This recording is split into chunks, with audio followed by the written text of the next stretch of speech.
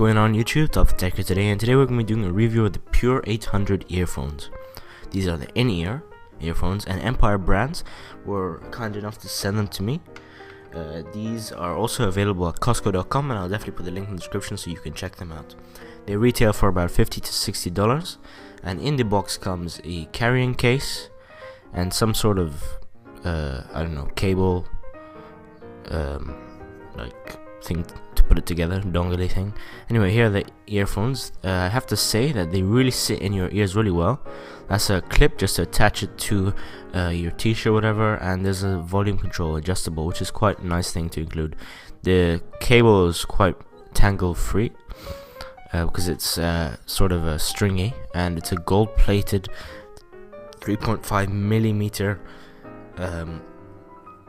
audio jack. You can see a bit clearer now. That's it from Top Tech. Don't forget to subscribe, and I'll put the link in the description. Don't forget to check them out. They're a great channel. Great company, some great products, and there'll be a review of the Wicked Audio Little Buds, which will be coming next by my co-partner at Top Tech. Don't forget to subscribe, and I'll catch you later.